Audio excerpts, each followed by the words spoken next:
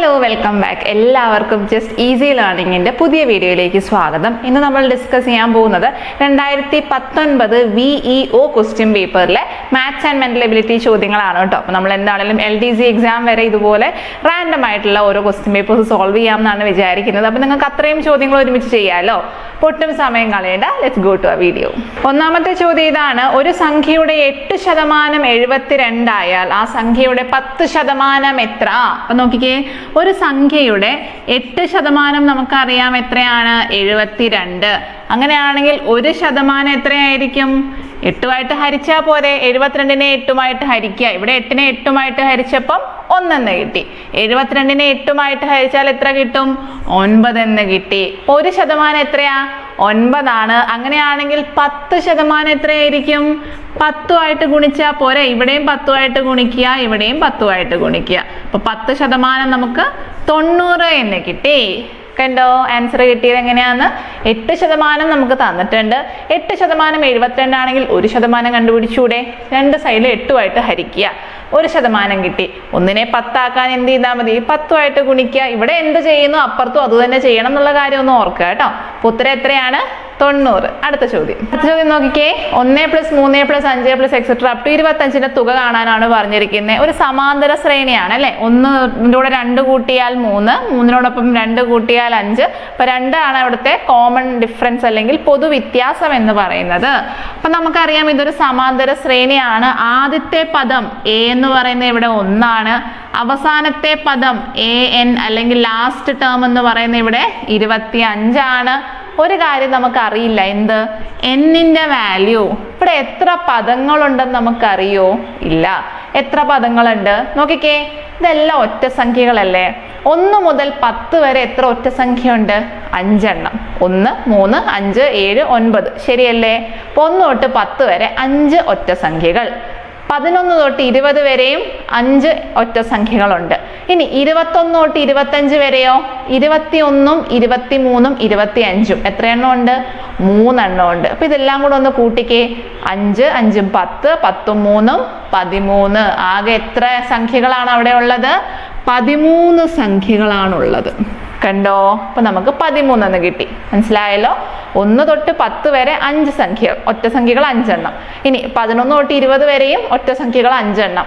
21 തൊട്ട് 25 വരെയോ ഒറ്റ സംഖ്യകൾ 3 എണ്ണം. അപ്പൊ നമുക്ക് മൊത്തം എത്ര എണ്ണം വന്നു? 5 5 10, 10 3 13. ഇനി എല്ലാവരും ആയല്ലോ, തുക കണ്ടുപിടിക്കാം. അപ്പൊ SN എന്ന് പറയുന്നത് എത്രയാണ്? n/2 × a + an.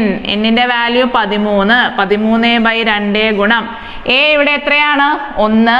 an ഇവിടെ എത്രയാണ്? 25. അപ്പൊ 1ഉം 25ഉം കൂടെ കൂട്ടിയാൽ മതി. എത്ര വന്നു? 26 എന്ന് വന്നു. 25 1 26. വെട്ടാലോ? 2 1 2. 13 × 2 26. 13 × 13 എത്രയാണ്? 169. അപ്പൊ നമ്മുടെ ഉത്തരം എത്ര വന്നു? 169 എന്ന് വന്നു. ഓക്കെ, ക്ലിയർ ആയി എന്ന് വിചാരിക്കുന്നു കേട്ടോ. അപ്പൊ എന്താണെങ്കിലും സമാന്തര ശ്രേണിയുടെ തുക കാണാനുള്ള ഇക്വേഷൻ മസ്റ്റ് ആയിട്ടും പഠിക്കുക. ആദ്യത്തെ NL സംഖ്യകളുടെ തുക കാണാനുള്ള ഇക്വേഷനും പഠിച്ചു വെക്കുക. ഓൾറൈറ്റ്, അടുത്ത ചോദ്യം. A/B 2:3 ആണ്. B/C 4:3 ആയാൽ A/B/C എത്ര എന്നാണ് ചോദിച്ചേക്കുന്നത്. അപ്പൊ ആദ്യത്തെ സ്റ്റെപ്പ് എന്താണ്? A/B/C എന്ന് അങ്ങോട്ട് എഴുതുക. ഇനി A/B നമുക്ക് തന്നിട്ടുണ്ട് 2:3. B/C നമുക്ക് തന്നിട്ടുണ്ട് 4:3. അങ്ങനെയാണെങ്കിൽ നമ്മളോട് എന്താ ചോദിച്ചേക്കുന്നത്? എയും ബിയും സിയും 3ഉം കൂടെ ഉള്ള റേഷ്യോ കാണുക. അപ്പൊ ഇങ്ങനെ ആദ്യം എഴുതുക. പിന്നെ നോക്കിക്കേ, നമ്പറുകൾ ഇല്ലാത്തടത്ത് എന്ത് ചെയ്യുക? ഓരോ വര അങ്ങോട്ട് ഇടുക. ഇനി നമ്പർ ഇല്ലെങ്കിൽ അതിന്റെ തൊട്ട് പിന്നിൽ കിടക്കുന്ന സംഖ്യ എടുത്ത് അങ്ങോട്ട് എഴുതുക. ഇവിടെ ഇപ്പൊ 3 അല്ലേ, ഇപ്പൊ ഞാൻ 3 എന്ന് എഴുതി. ഇവിടെ നമ്പർ ഇല്ല, അപ്പൊ അതിന്റെ തൊട്ട് ബാക്കിലെ നമ്പർ ഏതാണ്? 4 ആണ്. അപ്പൊ ഞാൻ ആ 4നെ എടുത്ത് അങ്ങോട്ട് എഴുതി. മനസ്സിലായല്ലോ? നമ്പേഴ്സ് ഇല്ലാത്തടത്ത് ഒരു വര ഇടുക. അതിന്റെ തൊട്ട് പിന്നിൽ കിടക്കുന്ന സംഖ്യ ഒന്നെങ്കിൽ ബാക്കിൽ അല്ലെങ്കിൽ ഫ്രണ്ടിൽ എവിടെയുള്ള ഒരു നമ്പർ എന്താണെങ്കിലും ഉണ്ടാവും. ആ സംഖ്യ എടുത്ത് അങ്ങോട്ട് ഫില്ല് ചെയ്യുക. ഇനി ഇതെല്ലാം കൂടെ ഗുണിച്ചാൽ മതി. 4 × 2 8, 4 × 3 12, 3 × 3 9. അപ്പൊ നമ്മുടെ ആൻസർ എത്ര വന്നു? 8:12:9 എന്ന് വന്നു. ഫൈൻ. അടുത്ത ചോദ്യം, ഒരു ഗോളത്തിന്റെ വ്യാപ്തം 36 പൈ ഘന സെന്റിമീറ്റർ ആയാൽ അതിന്റെ വ്യാസത്തിന്റെ നീളം എത്ര എന്നാണ് ചോദിച്ചിരിക്കുന്നത്. അപ്പൊ ഗോളത്തിന്റെ വ്യാപ്തം അല്ലെങ്കിൽ വോളിയം കാണാനുള്ള ഇക്വേഷൻ ആണ് 4/3 പൈ ആർ ക്യൂബ്. ശരിയല്ലേ? 4/3 പൈ ആർ ക്യൂബ് ആണ് നമ്മുടെ ഗോളത്തിന്റെ വോളിയം കാണാനുള്ള ഇക്വേഷൻ. ഇനി നമ്മളോട് ചോദ്യത്തിൽ എന്ത് തന്നിട്ടുണ്ട്? നമുക്ക് വ്യാപ്തം തന്നിട്ടുണ്ട്. എത്രയാണ്? വോളിയം എന്ന് പറയുന്നത് 36 പൈ ആണ്. വോളിയം എത്രയാണ്? 36 പൈ. ഇനി നോക്കിക്കേ, ഇവിടെ നിന്ന് ആറിന്റെ വില നമുക്ക് കണ്ടുപിടിച്ചൂടെ? ഇവിടെ ഒരു പൈ ഉണ്ട്, ഇവിടെ ഒരു പൈ ഉണ്ട്. ഈക്വൽ ടുവിന്റെ അപ്പുറത്തും ഇപ്പുറത്തും ഗുണനത്തിൽ ഒരേ സംഖ്യകൾ ഉണ്ടെങ്കിൽ നമുക്ക് എന്ത് ചെയ്യാം? ഇത് വെട്ടിക്കളയാം. ഇവിടെ പൈ, ഇവിടെയും പൈ. ഈ പൈ താഴോട്ട് പോവല്ലോ. അപ്പൊ രണ്ടുപേരെ നമുക്ക് മുകളിലും താഴെയിട്ട് വെട്ടാം. അത്രേ ഉള്ളൂ. അത് നമ്മൾ ഒറ്റ സ്റ്റെപ്പിൽ അങ്ങ് ചെയ്യുന്നേ ഉള്ളൂ. ഇനി ഈ സംഖ്യകളെയൊക്കെ ഇങ്ങോട്ട് വിടാലോ. 36 ഗുണം 3 മുകളിലോട്ടും പോവും, 4 താഴോട്ടും വരും. 3 മുകളിലോട്ട് പോയി, 4 താഴോട്ട് വിട്ടു. അത് എന്തിന് സമമാണ്? ആർ ക്യൂബിന് സമമാണ്. വെട്ടാലോ. 4 ഗുണം 1 4, 4 ഗുണം 9 36, 9 ഗുണം 3 എത്രയാണ്? 27.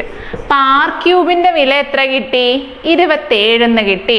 അങ്ങനെയാണെങ്കിൽ ആറിന്റെ വില കാണാൻ 27ന്റെ ക്യൂബ് റൂട്ട് കണ്ടാൽ മതി. അതായത് ഏത് സംഖ്യയുടെ ക്യൂബാണ് 27? അത്രയേ ഉള്ളൂ. 3ന്റെ ക്യൂബാണ് 27, നമുക്കറിയാം അല്ലെ? 3ന്റെ ക്യൂബാണ് 27. 1 മുതൽ 10 വരെയുള്ള സംഖ്യകളുടെ ക്യൂബും 1 മുതൽ 20 വരെയുള്ള സംഖ്യകളുടെ സ്ക്വയറും മസ്റ്റായിട്ടും പഠിച്ചു വെക്കുക കേട്ടോ. അപ്പൊ 3ന്റെ ക്യൂബാണ് 27 നമുക്കറിയാം. സോ ആറിന്റെ വാല്യൂ 3. നമ്മളോട് ചോദ്യത്തിൽ ചോദിച്ചിരിക്കുന്നത് 6 കാണാനല്ല. 6 എന്ന് പറയുന്നത് എന്താണ്? റേഡിയസ്, ആരം. നമുക്ക് കാണേണ്ടത് റേഡിയസ് അല്ല, മറിച്ച് വ്യാസമാണ് കാണേണ്ടത്. വ്യാസം എന്ന് പറഞ്ഞാൽ എന്താ? ഡയമീറ്റർ. ഡയമീറ്റർ എന്ന് പറഞ്ഞാൽ റേഡിയസിന്റെ ഇരട്ടി കാണണം. അപ്പൊ 3 ഗുണം 2 എത്ര വന്നു? 6 സെന്റിമീറ്റർ എന്ന് വന്നു. കണ്ടോ? അപ്പൊ നമ്മുടെ ആൻസർ എത്രയാണ്? 6 സെന്റിമീറ്റർ. അടുത്ത ചോദ്യം, ഒരു ക്ലാസ്സിലെ 20 ആൺകുട്ടികളുടെ ശരാശരി ഭാരം 45 കിലോഗ്രാം ആണ്. 30 പെൺകുട്ടികളുടെ ശരാശരി ഭാരം 40 കിലോഗ്രാം ആണ്. എങ്കിൽ ആ ക്ലാസ്സിലെ മുഴുവൻ കുട്ടികളുടെ ശരാശരി ഭാരം എത്ര എന്നാണ് ചോദിച്ചിരിക്കുന്നത്. അപ്പൊ നോക്കിക്കേ, 20 ആൺകുട്ടികളും 30 പെൺകുട്ടികളാണുള്ളത്. അപ്പൊ ആകെ മൊത്തം എത്ര പേരുണ്ട്? 50 പേരുണ്ട്. ശരിയല്ലേ? 20 ആൺകുട്ടികളും 30 പെൺകുട്ടികളും ആകെ മൊത്തം 50 പേരാണ് ആ ക്ലാസ്സിലുള്ളത്. അപ്പൊ ഞാൻ ശരാശരി എന്ന് പറയുന്നത് എന്താണ്? തുകയെ ടോട്ടൽ നമ്പറുമായിട്ട് ഹരിക്കണം. അപ്പൊ തുകയെ ടോട്ടൽ നമ്പറുമായിട്ട് ഹരിച്ചാൽ നമുക്ക് ശരാശരി കിട്ടും. പക്ഷെ നമുക്കിവിടെ തുക കണ്ടുപിടിക്കാൻ എന്ത് ചെയ്യും? തുക കാണാൻ വേണ്ടിയിട്ട് അവരുടെ നമ്പറും അവരുടെ ശരാശരിയും കൂടെ ഗുണിച്ചാൽ മതി കേട്ടോ. നമുക്ക് എപ്പോഴും ചോദ്യത്തിൽ ഇങ്ങനെ തരും, 20 ആൺകുട്ടികളുടെ ശരാശരി എത്രയാ? 45. അപ്പൊ എന്ത് ചെയ്താൽ മതി? 20 ഗുണം 45 ചെയ്താൽ നമുക്ക് 20 ആൺകുട്ടികളുടെ വെയിറ്റ് എല്ലാം കൂടെ കൂട്ടിയിട്ടുള്ള തുകയാണ് അവിടെ കിട്ടുക. എപ്പോഴും അങ്ങനെയാണ്. ടോട്ടൽ നമ്പറിനെ ശരാശരിയുമായിട്ട് ഗുണിച്ചാൽ തുക കിട്ടും. ഓക്കെ, അപ്പൊ എനിക്ക് എന്ത് ചെയ്യാം? 20 ഗുണം 45 ചെയ്താൽ 20 ആൺകുട്ടികളുടെ വെയിറ്റിന്റെ തുക കിട്ടും. ഇതുപോലെ തന്നെ പെൺകുട്ടികളുടെ വെയിറ്റിന്റെ തുക എനിക്ക് കണ്ടുപിടിച്ചൂടെ? 30 പെൺകുട്ടികളുടെ ശരാശരി ഭാരം 40. 30 പെൺകുട്ടികളുടെ ശരാശരി ഭാരം 40. അപ്പൊ എന്ത് ചെയ്താൽ മതി? 30 ഗുണം 40 ചെയ്താൽ മതി. ഇത് സോൾവ് ചെയ്താൽ നമുക്ക് ടോട്ടൽ ക്ലാസിന്റെ ശരാശരി കിട്ടും. മനസ്സിലായോ? ശരാശരി എന്ന് പറഞ്ഞാൽ തുകയെ ടോട്ടൽ നമ്പറുമായിട്ട് ഹരിക്കുക. Total number 50. ആകെ 30 ആൺകുട്ടികളും 20 ആൺകുട്ടികളും 30 പെൺകുട്ടികളും ടോട്ടൽ നമുക്ക് 50 എന്ന് കിട്ടി. 50മായിട്ട് ഞാൻ ഹരിച്ചു. മുകളിൽ എന്താ വരിക? തുക വരണം. തുക എന്ന് പറഞ്ഞാൽ എന്താ? സമ്മാണ് അല്ലെ? എല്ലാവരുടെയും വെയിറ്റ് കൂട്ടിയിട്ടുള്ള തുകയാണ് നമ്മൾ മുകളിൽ എഴുതണ്ടേ. അപ്പൊ നമ്മൾ എന്ത് ചെയ്തു? ആൺകുട്ടികളുടെ നമ്പറും അവരുടെ ശരാശരിയും കൂടെ ഗുണിച്ചാൽ അവരുടെ തുക കിട്ടും. പെൺകുട്ടികളുടെ നമ്പറും അവരുടെ ശരാശരിയും കൂടെ ഗുണിച്ചാൽ പെൺകുട്ടികളുടെ തുക കിട്ടും. അത് രണ്ടും കൂടെ കൂട്ടിയാൽ ടോട്ടൽ ആ ക്ലാസ്സിലുള്ള കുട്ടികളുടെ തുക നമുക്ക് കിട്ടും. ഫൈൻ, ഇത് സോൾവ് ചെയ്യാലോ. ഇതോ 45 ഗുണം 2 90, ഒരു 0 കൂടെ ഉണ്ട്, 900 പ്ലസ് 4 ഗുണം 3 12, 1200 ഡിവൈഡഡ് ബൈ 50. 12 9 എത്രയായി? 21 ആണ് അല്ലേ? അപ്പൊ 2100 ബൈ 50 എന്ന് കിട്ടി. 0 0 വെട്ടിപ്പോയി. 5 ഗുണം 1 5 ഗുണം 4 20, പോയിട്ട് ശിഷ്ടം 1 10 എന്ന് വന്നു. 5 ഗുണം 2 10. എത്ര കിലോ? 42 കിലോയാണ് നമ്മുടെ ക്ലാസിന്റെ ശരാശരി എന്ന് പറയുന്നത്. ഫൈൻ. അടുത്ത ചോദ്യം 6 പേർക്ക് ഒരു ജോലി ചെയ്തു തീർക്കാൻ 12 ദിവസം വേണം എങ്കിൽ 4 പേർ എത്ര ദിവസം കൊണ്ട് ഈ ജോലി ചെയ്യും? M1 D1 എന്ന് പറയുന്നത് എന്തിന് സമമാണ്? M2 D2 സമമാണ്. M1 എന്ന് പറഞ്ഞാൽ ജോലി ചെയ്യുന്ന ആളുകളുടെ എണ്ണം. അവർ എത്ര ദിവസം കൊണ്ട്, ഡേയ്സ് കൊണ്ടാണ് ചെയ്യുന്നത്, അതാണ് D1. ഇനി രണ്ടാമത്തെ സെറ്റ് ഓഫ് ആളുകളാണ് M2, അവരെടുക്കുന്ന സമയമാണ് D2. നമുക്കിവിടെ എന്തൊക്കെ തന്നിട്ടുണ്ട്? 6 പേർ ഒരു ജോലി എത്ര ദിവസം കൊണ്ട് ചെയ്യും? 12 ദിവസം കൊണ്ട് ചെയ്യും. അങ്ങനെയാണെങ്കിൽ 4 പേർ ആ ജോലി എത്ര ദിവസം കൊണ്ട് ചെയ്യും എന്നാണ് നമ്മളോട് ചോദിച്ചേക്കുന്നത്. അപ്പൊ D2 ആണ് ഇവിടെ കണ്ടുപിടിക്കേണ്ടത്. അപ്പൊ എന്ത് ചെയ്യാം? ഈ 4നെ നേരെ ഇങ്ങോട്ട് വിട്ടാൽ മതി, നമുക്ക് ആൻസർ കിട്ടും. 4നെ ഇങ്ങോട്ട് വിട്ടോ, 4 ഗുണം 1 4 ഗുണം 3 6 ഗുണം 3 എത്രയാണ്? 18. നമ്മുടെ ഉത്തരം എത്ര വന്നു? 18 ദിവസം എന്ന് വന്നു. കണ്ടോ, സിമ്പിൾ ആയൊരു ചോദ്യമാണ് കേട്ടോ. എപ്പോഴും 2 പേരും ചെയ്യുന്ന വർക്ക് തുല്യമായിരിക്കും. എല്ലാവരെയും കൂടെ ഗുണിച്ചാൽ മതി. വർക്കും അവരുടെ നമ്പർ ഓഫ് ആളുകളുടെ എണ്ണവും അതുപോലെ തന്നെ ദിവസവും മണിക്കൂറും എല്ലാം കൂടെ ഗുണിക്കുക, രണ്ടും കൂടി ഇക്വേറ്റ് ചെയ്യുക, ആൻസർ കണ്ടുപിടിക്കുക. അടുത്ത ചോദ്യം 0.333 എക്സെട്ര ഹോൾ സ്ക്വയറിന്റെ വാല്യൂ കാണാനാണ് പറഞ്ഞേക്കുന്നത്. പല കുട്ടികളും 0.999 എഴുതി വെക്കും. അങ്ങനെയല്ല കേട്ടോ എഴുതണ്ടേ. നമുക്കറിയാം ഈ ഡെസിമലുകൾക്ക് ഒരു പ്രത്യേകതയുണ്ട്. റെക്കറിംഗ് ഡെസിമലുകൾ എന്നാണ് നമ്മൾ ഇവരെ വിളിക്കുക കേട്ടോ. റെക്കറിംഗ് എന്ന് പറഞ്ഞാൽ എന്താ? റിപ്പീറ്റ് ചെയ്ത് അങ്ങ് പോവുകയാണ് അല്ലേ. ഒരു അവസാനം ഇല്ലേ, കുത്തിട്ടതിന്റെ അർത്ഥം എന്താ? 3 കണ്ടിന്യൂ ചെയ്ത് പൊക്കോണ്ടേയിരിക്കുകയാണ്. അപ്പൊ ഇങ്ങനെ ഒരു നമുക്ക് ഡെസിമൽ കിട്ടിയാൽ നമ്മൾ അതിനെ എന്താക്കി മാറ്റണം? ഫ്രാക്ഷൻ ആക്കി മാറ്റണം കേട്ടോ. ഭിന്നസംഖ്യയാക്കി മാറ്റണം. അതാണ് ഫസ്റ്റ് സ്റ്റെപ്പ്. അപ്പൊ എങ്ങനെയാ നമുക്ക് ഈ സംഖ്യയെ ഭിന്നസംഖ്യയാക്കി മാറ്റാൻ പറ്റുക? പോയിന്റിന് ശേഷം എത്ര സംഖ്യ റിപ്പീറ്റ് ചെയ്യുന്നുണ്ട്? ഒരേ ഒരു നമ്പർ റിപ്പീറ്റ് ചെയ്യുന്നുള്ളൂ, 3 അല്ലെ. 3 തന്നെയാണ് റിപ്പീറ്റ് ചെയ്ത് പോകുന്നത്. അപ്പൊ ഞാൻ എന്ത് ചെയ്തു? 3 എന്ന് എഴുതി. ഇവിടെ 25 എന്നാ റിപ്പീറ്റ് ചെയ്ത് പോകുന്നെങ്കിലോ ഞാൻ 25 എന്ന് എഴുതിയേനെ. മനസ്സിലായല്ലോ? ഏത് നമ്പറാണോ റിപ്പീറ്റ് ചെയ്ത് പോകുന്നത് ആ സംഖ്യ എടുത്ത് അങ്ങോട്ട് എഴുതുക. ഡിവൈഡഡ് ബൈ, മുകളിൽ ഒരു നമ്പർ വന്നാൽ താഴെ ഒരു 9. മുകളിൽ 2 നമ്പർ ഉണ്ടായിരുന്നെങ്കിലോ താഴെ 9 എന്ന് എഴുതണമായിരുന്നു. സേ ഫോർ എക്സാമ്പിൾ 125 ഇങ്ങനെയാണ് റിപ്പീറ്റ് ചെയ്ത് പോകുന്നതെന്ന് വിചാരിക്കുക. അപ്പൊ ഞാൻ എന്ത് എഴുതിയേനെ? ഇവിടെ റിപ്പീറ്റ് ചെയ്യുന്ന നമ്പർ ഏതാണ്? 125. ഞാൻ 125 എന്ന് എഴുതി. ഇനി 3 സംഖ്യകളല്ലേ ഇവിടെ ഞാൻ മുകളിൽ എഴുതിയേക്കുന്നത്. അപ്പൊ ഞാൻ താഴെ 3 9 എഴുതണം. അത്രേ ഉള്ളൂ. മുകളിൽ എത്ര നമ്പേഴ്സ് ഉണ്ടോ താഴെ അത്രയും 9 എഴുതി കൊടുക്കുക. ഇവിടെ ഒരു നമ്പറേ ഉള്ളൂ, ഞാൻ ഒരു 9 എഴുതിയാൽ മതി. ഫൈൻ. ഇനി നമുക്ക് എന്ത് ചെയ്യാം? ഇതിനെ സ്ക്വയർ ചെയ്യാം. അപ്പൊ ദേ സ്ക്വയർ ചെയ്തോ. 3ന്റെ വർഗം 9, 9ന്റെ വർഗം 81, 9/81 എന്ന് കിട്ടി. ഇതിനെ വെട്ടാലോ. 9 1 9, 9 ഗുണം 9 81, 1/9 എന്ന് കിട്ടി. ഫൈൻ. ഈ 1/9നെ നമുക്ക് എങ്ങനെ എഴുതാം? തിരിച്ച് നമുക്ക് എന്താക്കി എഴുതണം? ഇതുപോലെ ഡെസിമൽ ആക്കി തന്നെ എഴുതണം. ഇവിടെ നോക്കിയേ, താഴെ 9 വന്നാൽ റെക്കറിംഗ് എന്താണ്? ഡെസിമൽ ആണെന്നാണ് അതിന്റെ അർത്ഥം. താഴെ 9 വന്നാൽ അതൊരു റിപ്പീറ്റിംഗ് ഡെസിമൽ ആണ്. ഏത് നമ്പറാ റിപ്പീറ്റ് ചെയ്യുന്നേ?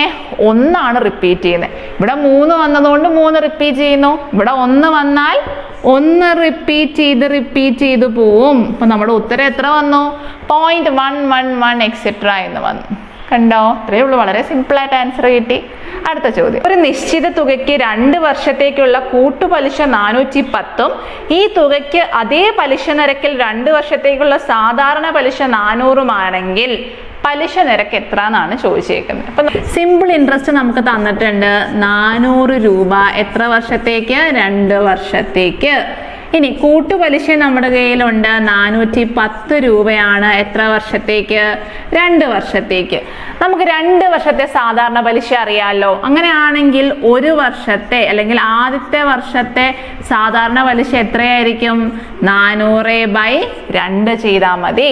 എത്ര വർഷത്തെയാണോ തന്നേക്കുന്ന ആ വർഷവുമായിട്ട് ഹരിച്ചാൽ നമുക്ക് ഒരു വർഷത്തെ സാധാരണ പലിശ കിട്ടും. 400/2 എത്ര വന്നു? 200 രൂപ എന്ന് വന്നു. ഓക്കെ. ആദ്യത്തെ വർഷം നമ്മുടെ സാധാരണ പലിശയും കൂട്ടുപലിശയും സെയിം ആയിരിക്കും. ഓക്കെ. ഫസ്റ്റ് ഇയറിൽ എത്രയാണോ നമ്മുടെ സാധാരണ പലിശ അത് തന്നെ ആയിരിക്കും ആദ്യത്തെ വർഷത്തെ കൂട്ടുപലിശയും. അപ്പൊ ഇത് 200 കിട്ടിയാൽ കൂട്ടുപലിശ എത്രയായിരിക്കും? 200 ആയിരിക്കും. ആദ്യത്തെ വർഷം 200 രൂപയായി. രണ്ടാമത്തെ വർഷമായപ്പോൾ അത് എത്രയായി? 410 രൂപയായി. രണ്ടുപേരും തമ്മിലുള്ള വ്യത്യാസം എത്രയാ? 210 ആണ് അല്ലെ. ഫസ്റ്റ് ഇയറിൽ 200 രൂപയായിരുന്നു. രണ്ടാമത്തെ വർഷമായപ്പോൾ എത്രയായി? 210 രൂപയായി. ഇത് 2 വർഷത്തെ തന്നേക്കുന്നത്. ഫസ്റ്റ് ഇയറും സെക്കൻഡ് ഇയറും കൂടെ കൂട്ടിയിട്ടാണ് 410 രൂപ കിട്ടിയത്. അപ്പോൾ ഒന്നാമത്തെ വർഷം 200 ആണെന്ന് നമുക്കറിയാം. അപ്പോൾ രണ്ടാമത്തെ വർഷം എത്രയായിരിക്കും? 410-ൽ നിന്നും 200 കുറയ്ക്കുക. 210 രൂപയാണ് നമ്മുടെ സെക്കൻഡ് ഇയറിലെ ഇൻട്രസ്റ്റ്. ഇനി ഒന്ന് ആലോചിച്ച് നോക്കിക്കേ. ആദ്യത്തെ വർഷം എനിക്ക് കൂട്ടുപലിശ 200 രൂപ കിട്ടി.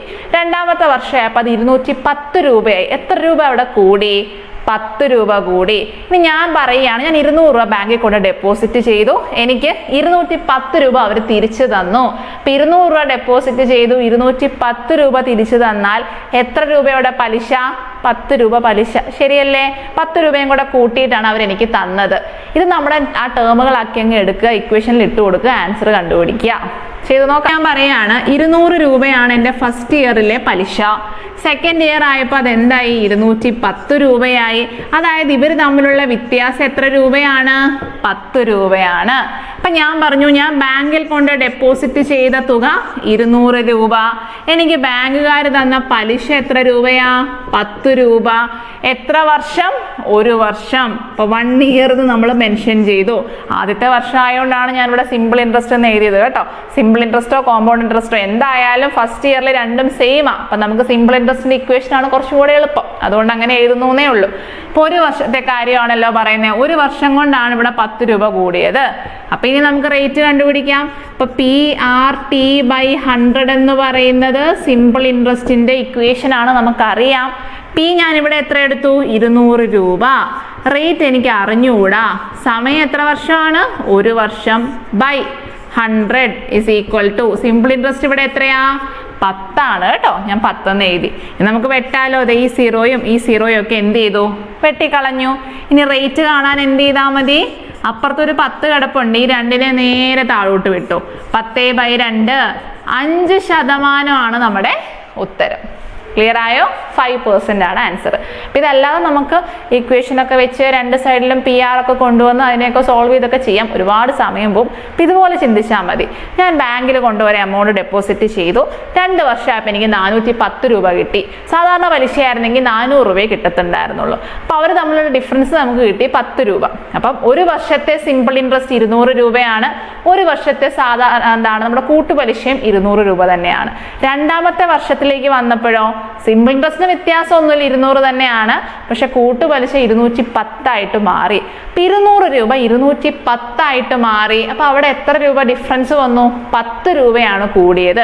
അത് നമ്മൾ ഡെപ്പോസിറ്റ് ചെയ്ത എമൗണ്ട് ആയിട്ട് അങ്ങ് കൺസിഡർ ചെയ്യും. അപ്പൊ നമുക്ക് ചെയ്യാൻ കുറച്ചുകൂടെ എളുപ്പമാണ്. അപ്പൊ ഞാൻ പറയുകയാണ്, ഞാൻ 200 രൂപ ഡെപ്പോസിറ്റ് ചെയ്തു. 1 വർഷം കഴിഞ്ഞപ്പം കൂട്ടുപലിശ നിരക്കിൽ എനിക്ക് എത്ര രൂപ കിട്ടി? 210 രൂപ കിട്ടി. സോ 200ഉം 210 തമ്മിലുള്ള വ്യത്യാസം എന്താണ്? 10 ആണ് അല്ലെ? അതാണ് എൻ്റെ പലിശ. അപ്പം ഞാനത് എൻ്റെ ഇക്വേഷനിൽ അങ്ങ് ഇട്ട് കൊടുത്തു. 1 വർഷം ആയതുകൊണ്ട് കൂട്ടുപലിശയും സാധാരണ പലിശയും സെയിം ആണ് കേട്ടോ. അതുകൊണ്ടാണ് നമ്മളിവിടെ സിമ്പിൾ ഇൻട്രസ്റ്റ് എന്ന് എഴുതിയത്. ഇൻട്രസ്റ്റ് എന്ന് മാത്രം എഴുതിയാലും മതി. ഈ ഇക്വേഷൻ ചെയ്യാൻ കുറച്ചും കൂടെ എളുപ്പമല്ലേ? അതുകൊണ്ട് നമ്മൾ ഈ ഇക്വേഷൻ ഉപയോഗിക്കുന്നേ ഉള്ളൂ. സോ PR/100 സോൾവ് ചെയ്യുമ്പോൾ നമുക്ക് എന്ത് കിട്ടി? 5% എന്ന് കിട്ടി. കുറച്ച് ട്രിക്കി ചോദ്യമാണ്, ഒന്ന് മാർക്ക് ചെയ്ത് വെച്ചോണം കേട്ടോ. അടുത്ത ചോദ്യം, 2/100 എന്തിനു തുല്യമാണെന്നാണ് ചോദിച്ചേക്കുന്നത്. 2/100 എന്ന് പറഞ്ഞാൽ 2/50 ഗുണം 2/50 തുല്യമാണ്. A/m ഇൻറ്റു A/n ചെയ്താൽ നമുക്ക് എന്ത് കിട്ടും? A/m + n കിട്ടും. 50 ഇൻറ്റു വന്നാൽ മാത്രമേ നമുക്ക് എന്ത് ചെയ്യാൻ പറ്റുള്ളൂ? പവറുകളെ തമ്മിൽ കൂട്ടാൻ പറ്റുള്ളൂ. ഇപ്പം 2/50 ഗുണം 2/50 എന്ന് പറഞ്ഞാൽ 2/50 + 50 അതായത് 2/100 എന്ന് നമുക്ക് ആൻസർ കിട്ടും. ഫൈൻ. അടുത്ത ചോദ്യം, 100 രൂപയ്ക്ക് 11 മാങ്ങകൾ വാങ്ങി 10 മാങ്ങകൾ 110 രൂപയ്ക്ക് വിറ്റുവെങ്കിൽ ലാഭശതമാനം എത്ര? സെയിം ഒരു ചോദ്യം നമ്മുടെ കൂലി എക്സാമിന് വന്നിട്ടുണ്ടായിരുന്നു കേട്ടോ. കൂലി മെയിൻസ് എക്സാമിന് ചോദിച്ചിട്ടുണ്ടായിരുന്നു. അപ്പൊ നോക്കിക്കേ, ഒരാൾ 100 രൂപയ്ക്ക്, നമുക്കിവിടെ 2 രൂപയും ഉണ്ട് 2 എണ്ണവും ഉണ്ട്. അപ്പൊ നമ്മൾ എന്ത് ചെയ്യണം? രൂപ എന്ന് എഴുതുക, എണ്ണം എന്ന് എഴുതുക. 100 രൂപയ്ക്ക് എത്ര മാങ്ങ വാങ്ങി? 11 മാങ്ങ വാങ്ങിച്ചു. 10 മാങ്ങ എത്ര രൂപയ്ക്ക് വിറ്റു? 110 രൂപയ്ക്ക് വിറ്റു. ലാഭശതമാനം എന്ന് എടുത്ത ചോദ്യത്തിൽ പറഞ്ഞിട്ടുണ്ട്. അപ്പൊ എന്ത് ചെയ്യാ? ക്രോസ് ചെയ്ത് ഗുണിക്കുക. 110 ഗുണം 11 എത്രയാണ്? 11 ഗുണം 11 121. ഒരു 0യും കൂടെ ചേർക്കുക. 100 ഗുണം 10 എത്രയാണ്? 1000. രണ്ടുപേരെയും കിട്ടി. ഇനി ഇതിൽ ഏതാണ് വാങ്ങിയ വില, ഏതാണ് വിറ്റ വില? ചോദ്യത്തിൽ നമ്മളോട് ലാഭമാണെന്ന് പറഞ്ഞിട്ടുണ്ട്. ലാഭശതമാനം കാണാനാണ് പറഞ്ഞേക്കുന്നത്. ലാഭം കിട്ടണമെങ്കിൽ വാങ്ങിയ വില ചെറുതും വിറ്റ വില കൂടുതലും ആയിരിക്കണം. ശരിയല്ലേ? അപ്പൊ ഇവിടെ ചെറുത് ഏതാ? 1000 ആണ്. അതാണ് നമ്മുടെ വാങ്ങിയ വില, കോസ്റ്റ് പ്രൈസ്. വിറ്റ വില എത്രയാ? 1210. അതാണ് എൻ്റെ വിറ്റ വില അല്ലെങ്കിൽ സെല്ലിംഗ് പ്രൈസ്. അപ്പൊ സി പിയും കിട്ടി, എസ് പിയും കിട്ടി. ഇനി എന്ത് ചെയ്യാം? നമുക്ക് ലാഭം കണ്ടുപിടിക്കാം. ചെയ്യാലോ? ലാഭ ശതമാനം കാണാൻ വേണ്ടിയിട്ട് ലാഭത്തിനെ എന്തുമായിട്ട് ഹരിക്കണം? വാങ്ങിയ വിലയുമായിട്ട് ഹരിക്കുക, ഗുണം 100 ചെയ്യുക. ലാഭം ഇവിടെ എത്രയാ? രണ്ടുപേരും തമ്മിലുള്ള വ്യത്യാസമാണ് നമ്മുടെ ലാഭം എന്ന് പറയുന്നത്. അപ്പൊ 1210 നിന്നും 1000 അങ്ങോട്ട് കുറച്ചോ? 210 രൂപയാണ് എൻ്റെ ലാഭം. വാങ്ങിയ വില എത്രയാ? 1000 ആണ്. ഇൻറ്റു 100 ചെയ്യുക. ഇനി 0 ഒക്കെ വെട്ടിക്കോ. ദേ 0 ഒക്കെ പോയി, ഈ 0യും പോയി. ആൻസർ എത്ര വന്നു? 21% എന്ന് വന്നു. മനസ്സിലായി എന്ന് വിചാരിക്കുന്നു കേട്ടോ. അപ്പൊ ഇങ്ങനത്തെ പാറ്റേണുള്ള ചോദ്യം ഇപ്പൊ റീസെന്റ് ആയിട്ടും ചോദിച്ചിരുന്നു. അതുകൊണ്ട് വരുന്ന എൽഡിക്കൊക്കെ ചോദിക്കാൻ ഇത്തിരി സാധ്യത കൂടുതലാണ്. ഒന്ന് പഠിച്ചു വെച്ചേക്കണം. അടുത്ത ചോദ്യം 0.458 എന്തിന് തുല്യമാണ് എന്നാണ് ചോദിച്ചേക്കുന്നത്. 0.458 കിട്ടണമെങ്കിൽ എന്ത് ചെയ്യണം? 0.4 എഴുതുക, 2 0 ഇട്ട് കൊടുക്കുക. അടുത്തത് 0.4 ഞാൻ ഓൾറെഡി എഴുതി. അപ്പൊ അവിടെ 0 ഇടുക, 5നെ ഇറക്കി എഴുതുക, അടുത്ത സ്ഥാനത്ത് 0 ഇടുക. വീണ്ടും 0.8നെ എഴുതി കൊടുക്കുക, ബാക്കിയുള്ള 2 സ്ഥലത്തും 0 ഇടുക. അപ്പൊ 0.4 പ്ലസ് 0.05 പ്ലസ് 0.008 ആണ് എന്തെന്ന് പറയുന്നത്? 0.458 എന്ന് പറയുന്നത്. ഇതിനെ 10ന്റെ ടേംസിൽ ഞാനൊന്ന് എഴുതാൻ പോവാണേ. അപ്പൊ 0.4 എന്ന് പറഞ്ഞാൽ എന്താണ്? 4/10 ആണ് അല്ലെ? 0.4 എന്ന് പറഞ്ഞാൽ 4/10. ഇനി 0.05 എന്ന് പറഞ്ഞാൽ എന്താണ്? 5/100. 2 പോയിന്റ് അല്ലേ ഉള്ള? പോയിന്റിന് ശേഷം 2 സംഖ്യ, താഴെ 2 0. ഇനി ഇവിടെയോ പോയിന്റിന് ശേഷം 1 2 3 സംഖ്യയാണുള്ളത്. ഇപ്പൊ 008 എന്ന് പറഞ്ഞാൽ 8/1000. ഇനി നമ്മുടെ ഓപ്ഷൻ ഇതുമായിട്ട് മാച്ച് ചെയ്യുന്ന എന്തെങ്കിലും ഉണ്ടോ നോക്കാലോ. അപ്പൊ ഇതിനെ എങ്ങനെ എഴുതാം? 4 ഗുണം 10 താഴെയല്ലേ വന്നേക്കുന്നേ. അപ്പൊ ഞാൻ 10നെ മുകളിലോട്ട് കൊണ്ടുപോയാൽ പവർ നെഗറ്റീവ് ആകും. അപ്പൊ ഇവിടെ പവർ എത്രയാ? 1. പവർ ഒന്നും ഇല്ലെങ്കിൽ അതിന്റെ അർത്ഥം അവിടെ 1 പവർ ആയിട്ടുണ്ടെന്നാണ്. അപ്പൊ -1 എന്ന് കിട്ടി. പ്ലസ് 0.05നെ എങ്ങനെ എഴുതാം? 5 ഗുണം 10 ഇവിടെ 100 ആണ് അല്ലേ? 100 എന്ന് പറഞ്ഞാൽ എത്രയാ? 10⁻²2 ആണ്. എത്ര 0 ഉണ്ടോ അതാണ് പവർ വരിക. ഇവിടെ 2 0 അല്ലേ? പവർ 2 എന്ന് കിട്ടി. ഈ 10⁻²2നെ മുകളിലോട്ട് എഴുതുമ്പോൾ എന്ത് വരും? 10⁻² എന്ന് വരും. ഫൈൻ. പ്ലസ് 8 ഗുണം ഇവിടെയോ 3 0 ഉണ്ട്. അപ്പൊ 10⁻³ ആണത്. അതിനെ ഞാൻ മേളിലോട്ട് എഴുതുമ്പോൾ എന്ത് വരും? 10⁻³ എന്ന് വരും. അപ്പൊ നമ്മുടെ ആൻസർ എത്രയാ? 4 ഗുണം 10⁻⁻1 പ്ലസ് 5 ഗുണം 10⁻⁻2 പ്ലസ് 8 ഗുണം 10⁻⁻3. ഓപ്ഷൻ നോക്കാം. നമ്മുടെ ആൻസർ ഓപ്ഷൻ ബി ആണ് വരുന്നത് കേട്ടോ. 4 ഗുണം 10⁻⁻1 പ്ലസ് 5 ഗുണം 10⁻⁻2 പ്ലസ് 8 ഗുണം 10⁻⁻3. അടുത്ത ചോദ്യം, ഒറ്റയാനെ കണ്ടെത്തുക എന്നാണ് പറഞ്ഞേക്കുന്നത്. ഒറ്റയാനെ കണ്ടെത്താലോ. Option A 319, option B 323, option C 353, option D 357. Answer ഏതാ വരിക? നമുക്ക് ആൻസർ വരുന്നത് ഓപ്ഷൻ സി 353. അത് മാത്രമേ പ്രൈം നമ്പർ ഉള്ളൂ കേട്ടോ. ബാക്കി എല്ലാം തന്നെ ഡിവിസിബിൾ ആവുന്ന നമ്പേഴ്സ് ആണ്. 353 പ്രൈം നമ്പർ ആണ്. അതുകൊണ്ട് അതാണ് ആൻസർ. അടുത്ത ചോദ്യം, 2 6 12 20-42 എന്ന ശ്രേണിയിലെ വിട്ടുപോയ പദം ഏത്? നോക്കാലോ. 2 6 12 20 42. അപ്പൊ ചെയ്തോ. 2നെ 6 ആക്കാൻ എന്ത് ചെയ്താൽ മതി? 4 കൂട്ടിയാൽ മതി. 6നെ 12 ആക്കാൻ 6 കൂട്ടണം. 12നെ 20 ആക്കാൻ 8 കൂട്ടണം. 20ന്റെ കൂടെ 10 കൂട്ടുക. അപ്പൊ എത്ര വരും നമുക്ക് ഉത്തരം? 30 എന്ന് കിട്ടി. സോ ആൻസർ എത്രയാണ്? Option A 30. അടുത്ത, ക്ലോക്കിൽ സമയം 6:30 ആകുമ്പോൾ മണിക്കൂർ സൂചിയും മിനിറ്റ് സൂചിയും തമ്മിലുള്ള കോണളവ് എത്ര എന്നാണ് ചോദിച്ചിരിക്കുന്നത്. 6:30 ആണ് നമ്മുടെ സമയം. ആംഗിൾ കണ്ടുപിടിക്കാനുള്ള ഇക്വേഷൻ എന്താണ്? 30h - 11/2m ആണ് കേട്ടോ. അപ്പൊ 30h എന്ന് പറഞ്ഞാൽ 30 ഗുണം h ഇവിടെ എത്രയാ? 6 മൈനസ് 11/2 ഗുണം m ഇവിടെ എത്രയാ? 30. വെട്ടാലോ. 15 എന്ന് കിട്ടി. 6 ഗുണം 3 18, 180 മൈനസ് 15 ഗുണം 11 എത്രയാ? ആദ്യം 5 എഴുതുക, ഇനി 5 ഒന്നും കൂടെ കൂട്ടിക്കോ, 6. ഫ്രണ്ടിലെ നമ്പറിനെ എടുത്ത് എഴുതുക. 165 എന്ന് കിട്ടി. ഡിഫറൻസ് എത്ര വന്നു? 5 എന്ന് കിട്ടി. ഇവിടെ എത്രയാ? 7. 7 6 പോയാൽ 1. 15 ഡിഗ്രിയാണ് നമ്മുടെ ഉത്തരം. അപ്പോൾ ഓപ്ഷനിലേക്ക് നോക്കി, ഓപ്ഷൻ ബി ആണ് ആൻസർ. അടുത്ത ചോദ്യം. 2 കിലോമീറ്റർ വടക്കോട്ട് നടന്നതിന് ശേഷം 7 കിലോമീറ്റർ കിഴക്കോട്ട് നടന്നു. അപ്പോൾ ദേ ഇവിടെ നിന്നാണ് സ്റ്റാർട്ട് ചെയ്തത്. 2 കിലോമീറ്റർ വടക്ക് നേരെ മുകളിലോട്ട് നടന്നേ, ശേഷം 7 കിലോമീറ്റർ കിഴക്കോട്ട് നടന്നു. ദേ 7 കിലോമീറ്റർ കിഴക്കോട്ട് നടന്നു. പിന്നീട് വീണ്ടും 3 കിലോമീറ്റർ വടക്കോട്ട് പോയി, 3 കിലോമീറ്റർ എങ്ങോട്ട് പോയി? മുകളിലോട്ട് പോയി. അവിടെ നിന്നും 5 കിലോമീറ്റർ കിഴക്കോട്ടും നടന്നു. ദേ 5 കിലോമീറ്റർ പുള്ളിക്കാരൻ എങ്ങോട്ട് പോയി? കിഴക്കോട്ട് പോയി. ഇന്ന് നമ്മളോട് ചോദിച്ചിരിക്കുകയായിരുന്നു തുടങ്ങിയ സ്ഥലത്ത് നിന്നും എത്ര ദൂരത്താണ് നിൽക്കുന്നത്. അപ്പൊ ദേ ഇങ്ങനെ എന്ത് ചെയ്യാം, ഇത് കണക്ട് ചെയ്ത് നമുക്ക് അങ്ങോട്ട് വരയ്ക്കാം. ഇതിനെ എന്ത് ചെയ്യാം, നമുക്കൊരു മട്ട ത്രികോണം ആക്കി കൊടുക്കാമല്ലോ. അപ്പം ഞാൻ ദേ ഇങ്ങനെ കൂട്ടി വരച്ചു. അപ്പം എനിക്ക് എന്ത് കിട്ടി? ഒരു മട്ട ത്രികോണം കിട്ടി കേട്ടോ. ഈ മട്ട ത്രികോണത്തിൻ്റെ വശങ്ങൾ നമുക്ക് എഴുതാമല്ലോ. ഇത് 7 ആണെങ്കിൽ ഇതും 7 ആയിരിക്കും, ഇത് 3 ആണെങ്കിൽ ഈ ഹൈറ്റും 3 ആയിരിക്കും. കണ്ടോ? അപ്പം ഈ ടോട്ടൽ ഹൈറ്റ് നമുക്ക് എത്ര കിട്ടി? 3 ഉം 2 ഉം 5 എന്ന് കിട്ടി. ഇനി ഈ നീളം എത്ര കിട്ടി? 7 ഉം 5 ഉം കൂടെ കൂട്ടുക. 7 ഉം 5 ഉം എത്രയാ? 7 3 ഉം 10. പോയിട്ട് ഒരു 2 ഉം കൂടെ കൂട്ടണം, 12. ഒരു വശം 12 ഉം ഒരു വശം 5 ഉം ആണെങ്കിൽ മൂന്നാമത്തെ വശം 13 ആയിരിക്കും. ട്രിപ്ലെറ്റുകളാണ് കേട്ടോ. 5 ഉം 12 ഉം 13 ഉം ട്രിപ്ലെറ്റിനകത്ത് പെടുന്നതാണ്. ചെയ്ത് നോക്കിയാൽ മതി, ആൻസർ കിട്ടും. ഇപ്പൊ സ്ക്വയർ റൂട്ട് ഓഫ് 5ന്റെ വർഗം 25 പ്ലസ് 12ന്റെ വർഗം 144, 169 എന്ന് കിട്ടി. 169 എന്ന് പറയുന്നതിന്റെ സ്ക്വയർ റൂട്ട് എത്രയാണ്?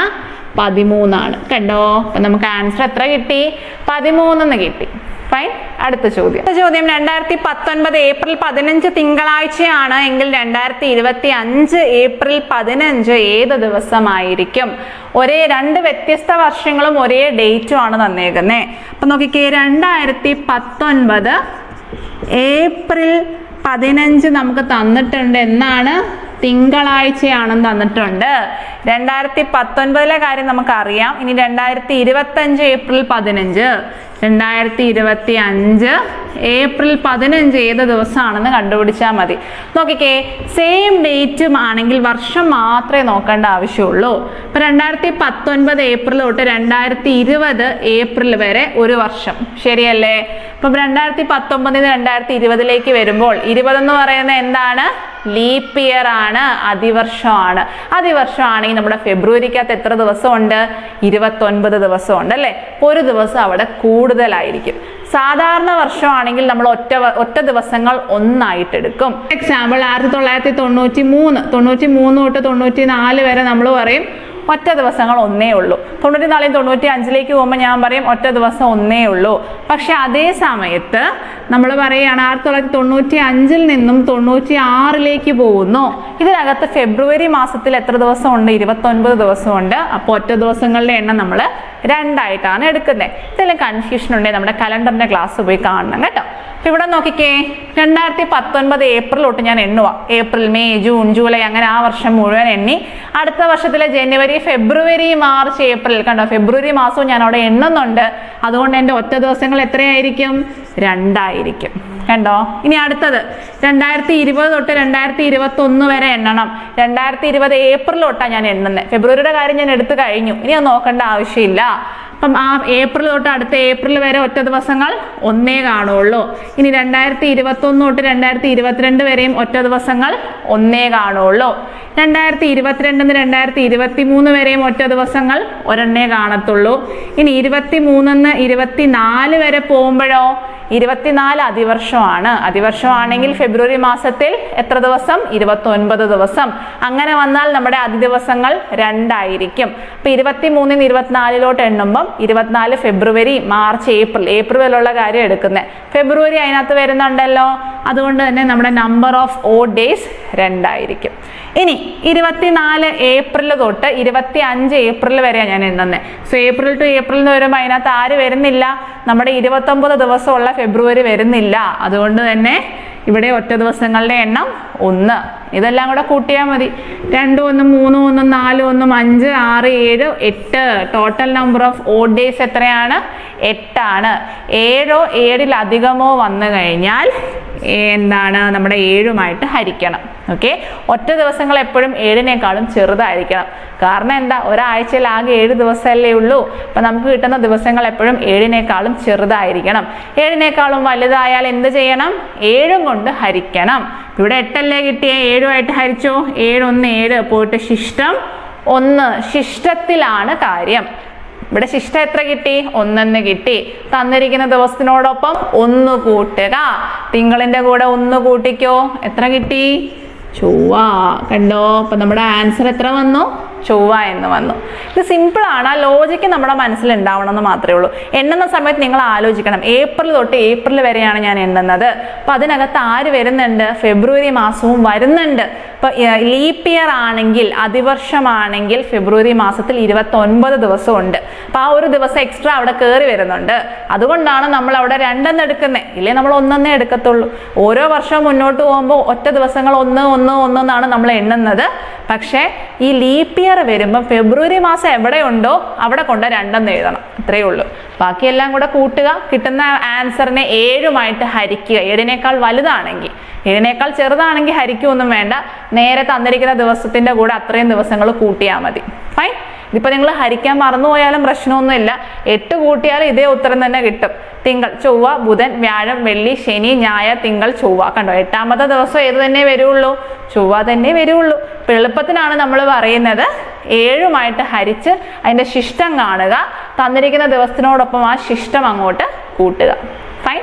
അടുത്ത ചോദ്യം. 2 സംഖ്യകളുടെ തുക 15ഉം അവയുടെ വ്യത്യാസം 1ഉമായാൽ ആ സംഖ്യയുടെ ഗുണനഫലം എത്ര എന്നാണ് ചോദിച്ചിരിക്കുന്നത്. സംഖ്യകളെ തമ്മിൽ കൂട്ടുമ്പോൾ എനിക്ക് 15 എന്ന് കിട്ടണം. 2 സംഖ്യകളുടെ വ്യത്യാസം എനിക്ക് എത്ര കിട്ടണം? 1 എന്ന് കിട്ടണം. അങ്ങനെയാണെങ്കിൽ x × y എത്ര എന്നാണ് ചോദിച്ചിരിക്കുന്നത്. x × y എത്രയാണെന്ന് കണ്ടുപിടിക്കാൻ എന്ത് ചെയ്താൽ മതി? ഇവരെ രണ്ടുപേരെയും കൂടെ കൂട്ടിയാൽ മതി. പിന്നെ എക്സും കൂടെ കൂട്ടുമ്പം 2x എന്ന് കിട്ടും. വൈയും പ്ലസ് വൈയും മൈനസ് വൈയും കൂടെ കൂട്ടിയാൽ എന്ത് പറ്റും? 0 ആയിപ്പോവും, വെട്ടിപ്പോവും. ഇനി 15 1 എത്രയാ? 16. അങ്ങനെയാണെങ്കിൽ എക്സിന്റെ വില എത്ര കിട്ടി? 16നെ 2ഉമായിട്ട് ഹരിക്കുക. എക്സ് 8 ആണെന്ന് കിട്ടി. എക്സ് 8 ആണെങ്കിൽ ഏതെങ്കിലും ഒരു ഇക്വേഷനകത്ത് ഇട്ട് കൊടുത്താൽ മതി. 8 പ്ലസ് വൈ 15. അങ്ങനെയാണെങ്കിൽ വൈയുടെ വാല്യൂ എത്രയാ? ഈ 8നെ അപ്പുറത്തോട്ട് വിട്ടാൽ പോരെ? വൈ കാണാൻ വേണ്ടി 15ൽ നിന്നും 8 കുറയ്ക്കുക. കുറച്ചോ? 8ന്റെ കൂടെ 7 കൂട്ടിയാൽ 15. അപ്പൊ നമ്മുടെ ആൻസർ എത്രയാണ്? 8ഉം 7ഉം. അങ്ങനെയാണെങ്കിൽ x × y എത്ര വന്നു?